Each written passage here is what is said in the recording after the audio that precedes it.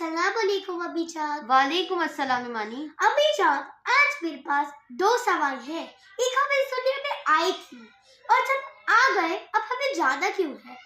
ईमानी मैं बताती हूँ आपको, जो लौट आए तो कुछ कहना नहीं, बस देखना उन्हें गौर से, जिन्हें रास्तों में खबर हुई कि ये रास्ता कोई और है।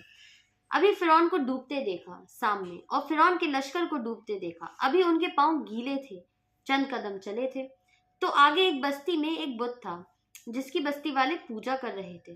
तो कहने लगे, ए मूसा, एक ऐसा ही बुत खुद हमें भी ला दो ताकि हम भी माथा टेक दें। मुझे उसकी सूरत बताओ, वो कैसा था?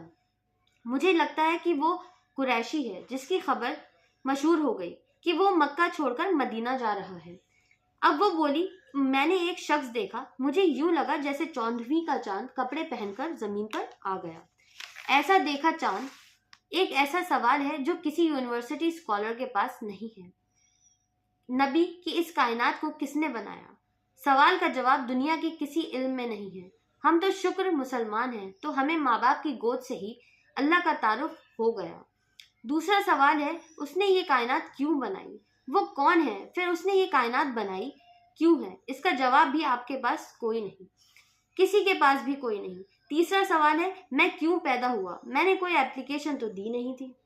इन बच्चियों में से किसी एप्लीकेशन नहीं दी गई, हमने लड़कियां पैदा होना है, या इन बच्ची ने कोई एप्लीकेशन दी थी कि हमने लड़का पैदा होना है। ये औरत बन रही है, ये मर्द बन गए हैं, ये देहाती है, ये शहरी है, और 7 अरब इंसान हैं। सबकी शक्ल मुख्तलिफ, आंखों के रंग मुख्तलिफ, उंगलियों के पैरों के पर छपा हुआ प्रिंट मुख्तलिफ है। 7 अरब इंसानों में से किसी का ये प्रिंट किसी के साथ नहीं मिलता। तो ऐसा बारीक बीन खालिक है जिसने हम रोशनी में चीज बनाते हैं और अल्लाह ताला माँ के पेट के अंधेरों में बनाता है। फिर मौत का चीज है, क्यों मर जाते हैं? पैदा होने की दरख्वास्त नहीं दी थी, पैदा कर दिया गया। क्यों पैदा किया? कोई नहीं। अब मरना नहीं चाहते, लेकिन दाएं बाएं मौत के हमले हो रहे हैं। एक दिन मुझे पर भी हो जाएगा, आप पर भी हो जाएगा, और हम एक माजी की भूली बिसरी दास्तां बन के मर जाएंगे। क्यों है? फिर कोई जला देता है, कोई दफना देता है, कोई मिट्टी में मिला देता है, कोई परिंदों के सुपुर्द कर देता है, पारसी वो ऊपर रख देते हैं, गिद्ध आकर खा जाते हैं। ये मौत क्या चीज है? मौत के बाद कुछ है? या मर गए या मिट्टी हो गया, किसी के पास जवाब नहीं।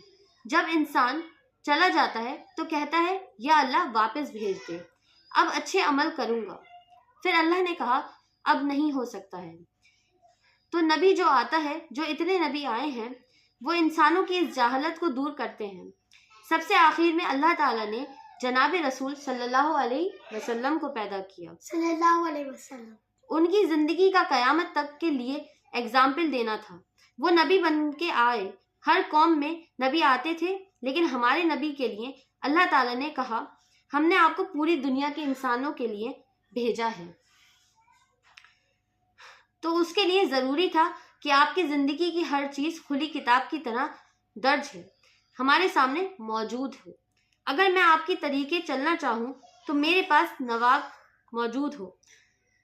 तो ये वाहिद नबी हैं जिनकी हर चीज अल्लाह ताला ने महफूज की। किसी नबी की पूरी जिंदगी महफूज नहीं है।